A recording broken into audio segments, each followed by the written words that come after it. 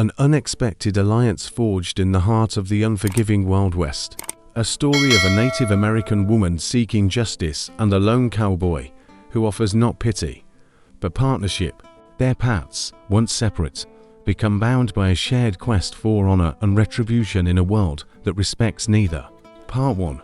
Stripped of dignity, the river, a silver vein cutting through the heart of the canyon, offered a moment of cool escape from the baking dust of the camp. A young Apache woman, Anya, waded into its shallow depths, seeking a quiet place where only the water's rush and the canyon walls could speak to her.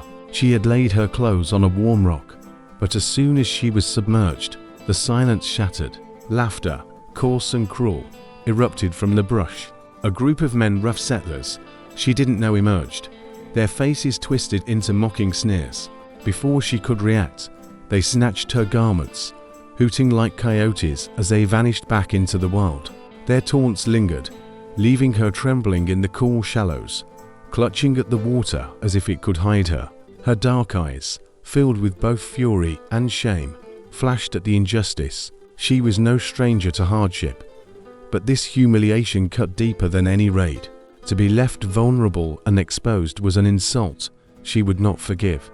Alone and unarmed, she pressed her arms against her chest, her mind racing for a way to strike back. Suddenly, the muffled thunder of hooves reached her, slow and steady. She froze, sinking deeper into the river, hoping the canyon itself would conceal her. The sound grew closer until a lone figure appeared on the bank. He was a tall cowboy, his face shadowed by the brim of his hat, a heavy revolver holstered at his hip. He carried a worn, dust-colored coat in his hand. His gaze found hers instantly, but unlike the others, he didn't laugh or jeer. He simply watched her with a quiet stillness that held no threat. "Looks like you've been wronged," he said, his voice as low and steady as the earth. Suspicion burned in Enya's chest. Cowboys were a source of pain and greed in her world. Yet this man offered no weapon, no mockery, only a coat. "They stole my clothes," she finally whispered, the anger in her voice sharp. "They think it's a game." She lifted her chin, defiant even in her vulnerability. The cowboy gave a small nod, as if such cruelty was to be expected.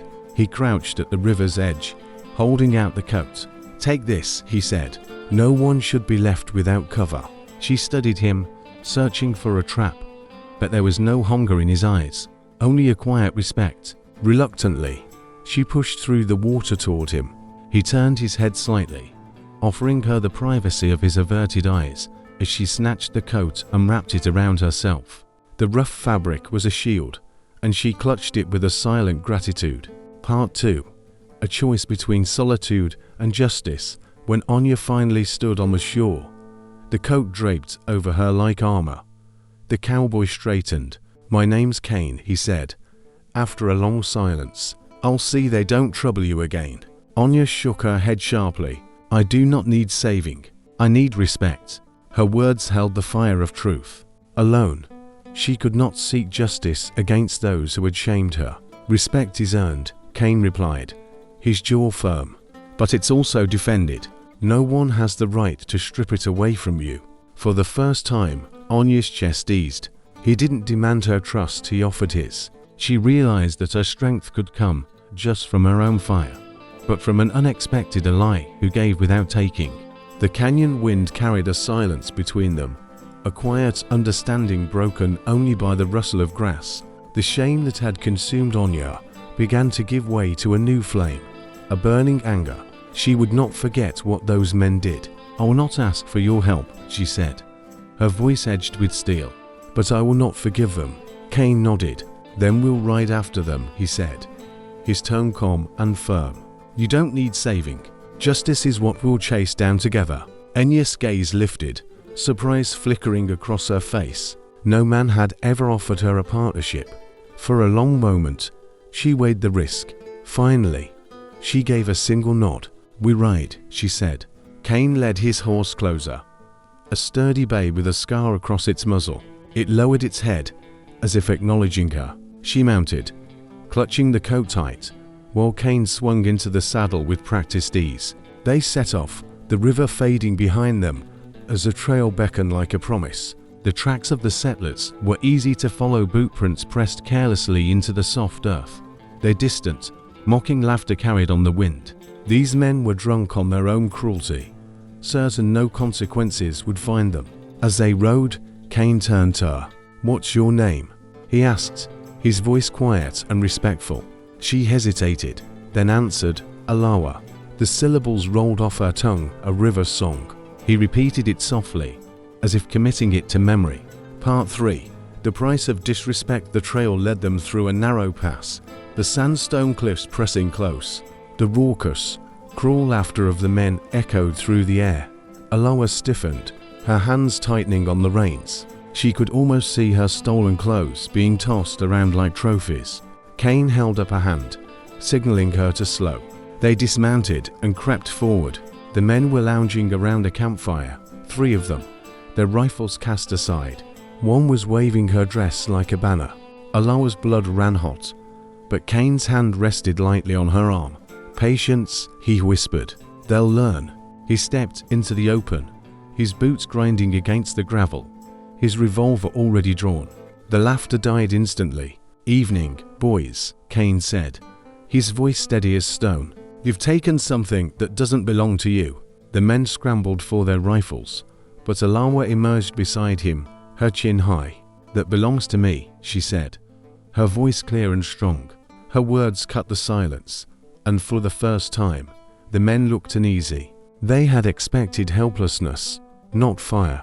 One of them sneered, spitting into the dirt. "What's it matter? She's just..."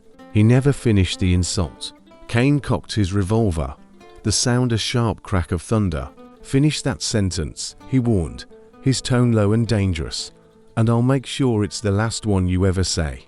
The man swallowed hard, his bravado wilting. Alawa stepped forward, her eyes fixed on her garments. "Throw them," she commanded. One of them, grudgingly, tossed her clothing into the dirt. The mockery drained from their faces, replaced by the cold realization that they had overstepped into a world where consequences wore spurs and steel. Part 4. A bond forged in justice. Alawa bent to gather her things, her hands trembling with triumph. She straightened, her voice ringing like iron. "If you ever lay hands on me again, or any woman of my people, the canyon itself will not hide you from what I bring." The men shifted nervously. Cain finally lowered his revolver, his gaze still fixed on them. "Best you ride out of this land," he said coldly. "You've burned your welcome." With that, he turned, giving Alawa the space to stand in her victory. Together, without another glance at the cowards, they returned to the horse and mounted. As the canyon opened wide, Alawa held her reclaimed garments close, the coat still wrapped around her shoulders. She turned to Cain, her voice quiet now, stripped of fire, but not of strength. "You didn't have to stand with me," she said. He met her gaze, his eyes steady. "No," he replied, "but no man should stand against you either." For the first time in many moons, Alawa felt something beyond survival. She felt trust, fragile as dawn, but real as the earth beneath her. The cowboy had not taken her power, he had helped her wield it. As they rode side by side into the wild desert, she knew their paths, though different, were bound together by the river's current and the fire of justice that neither could carry alone.